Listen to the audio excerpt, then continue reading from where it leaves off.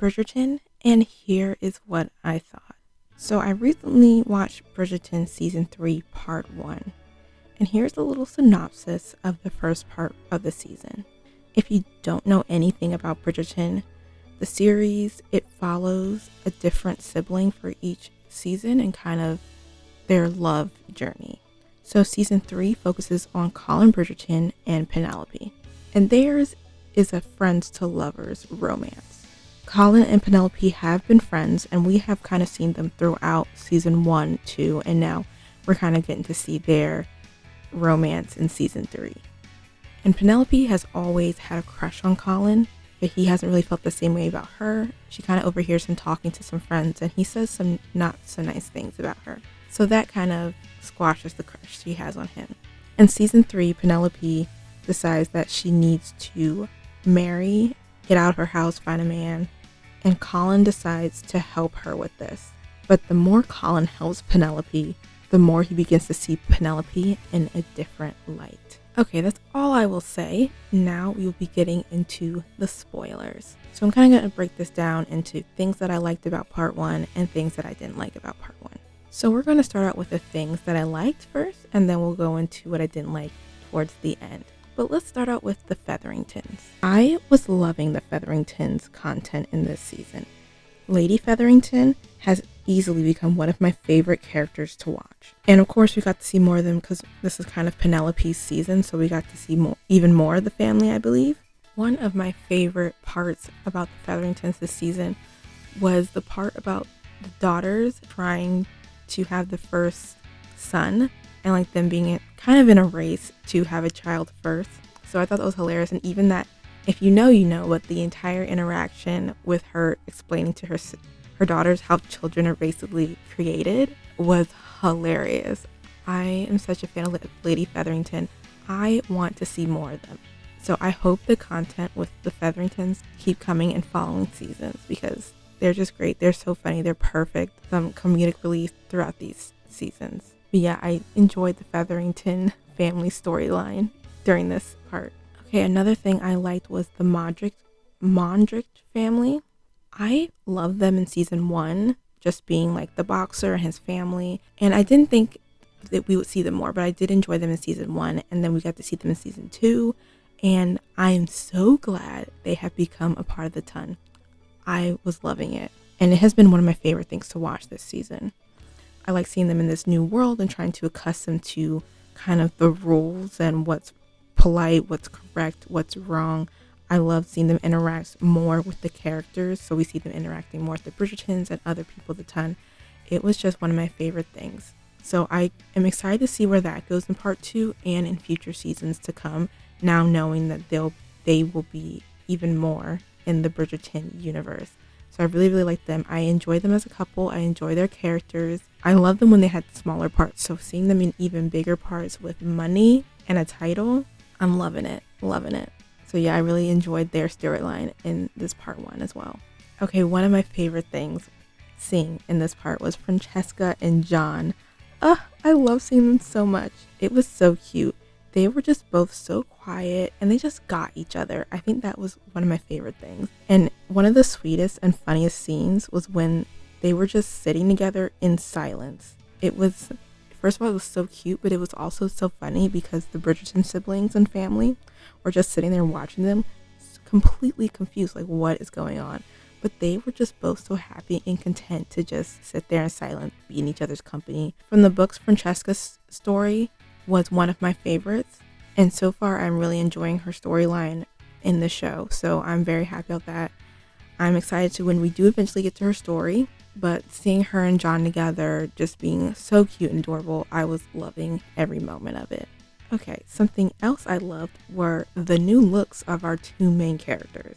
So I love the new looks for Penelope and Colin. They looked amazing.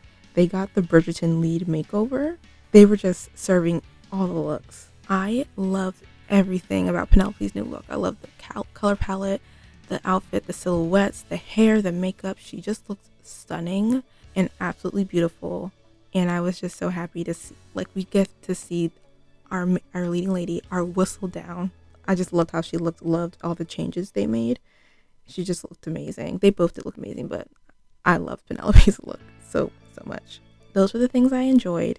Now let's get into some of the things that I didn't like about this first part. Cressida and Eloise. Absolutely not. I wasn't loving this friendship between them.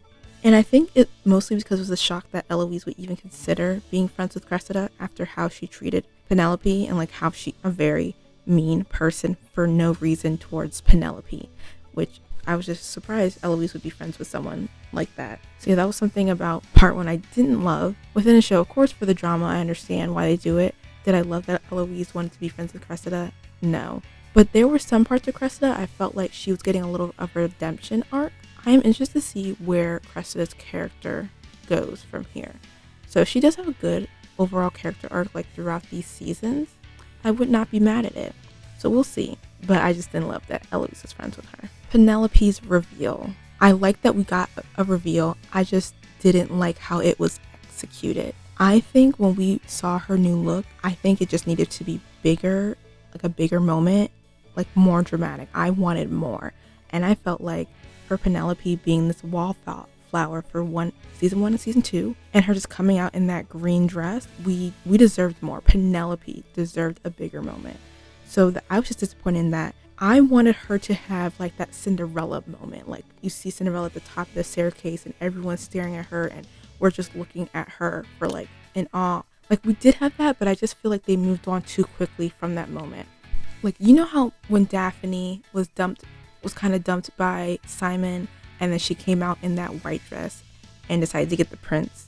I wanted something like that for Penelope. Like I wanted dramatic, slow motion, all his turning, like, oh my goodness. And I want, we just needed a few more seconds of seeing her in awe, claiming this moment. Even if it was like her shy and like uncomfortable being in the spotlight at first, I just wanted more for her grand reveal. So I was disappointed that it kind of was too short. And the next thing I'm going to talk about that I didn't love was the chemistry between Penelope and Colin. I'm so sorry to say, but I just was not feeling it. I wasn't loving it. I don't know why, but the chemistry just felt different between these two characters than other main love interests in past seasons. From the books, Colin and Penelope, it wasn't one of my favorites, but I did like their story. So I was excited and interested to see this upcoming season. And maybe it was all the PR that I was seeing that got me really hyped up, and maybe my expectations were too high. I don't know. I didn't love the chemistry and I just wasn't feeling it. I don't know. I just didn't feel the chemistry between the two characters. And the thing is, I have seen many interviews that Nicola and Luke have done to promote this new season, and the chemistry is everywhere between them. Like it's oozing out from the screen. So that's why I was just so confused when I was watching this. Is like I see them in interviews, they have so much natural chemistry. Why am I not feeling that chemistry on screen? It wasn't everything. Like their first kiss when she like asked him to kiss her, like that wasn't too bad. I thought that was a very sweet moment. I'm like, oh, okay.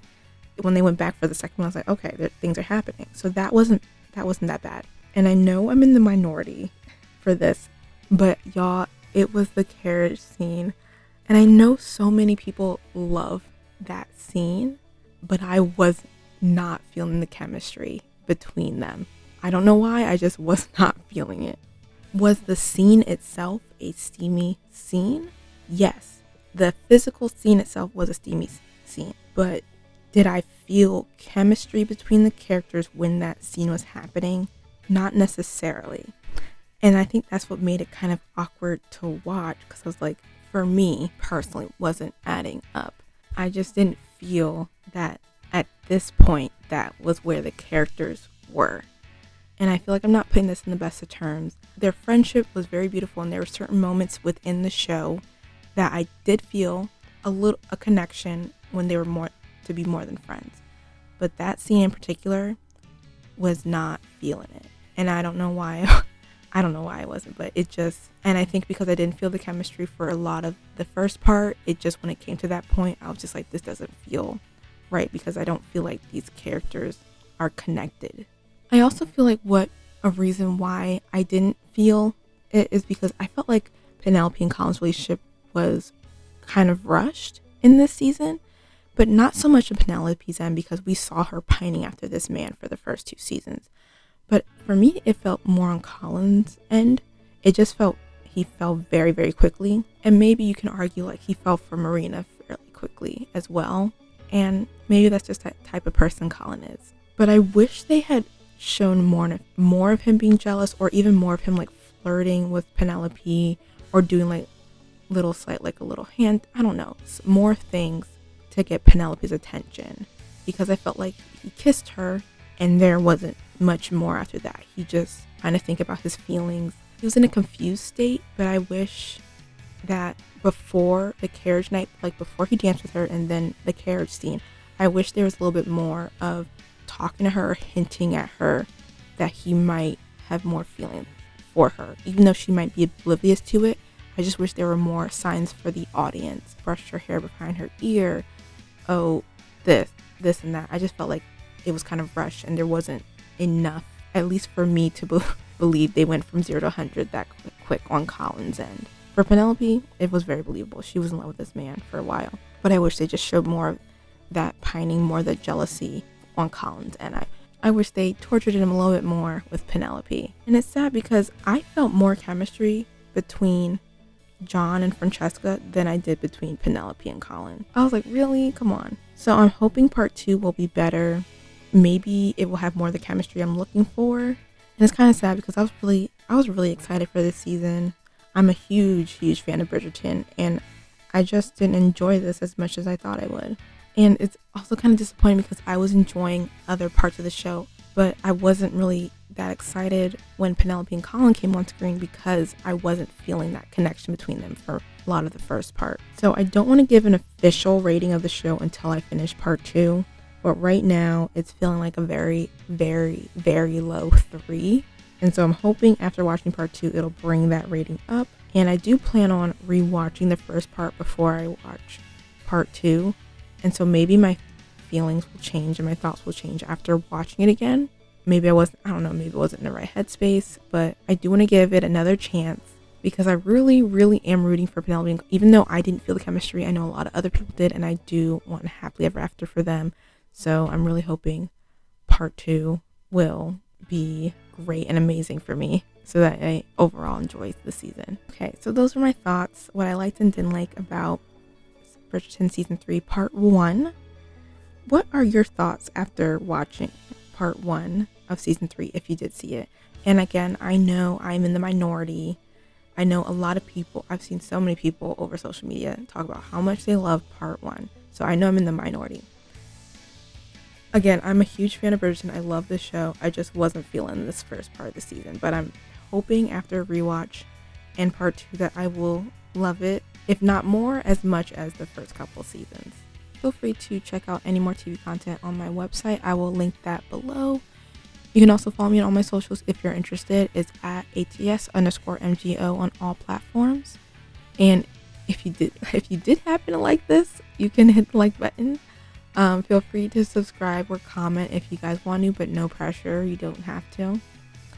I hope you guys have a good rest of your day, week, month, and hopefully a good rest of your year. And until next time, bye.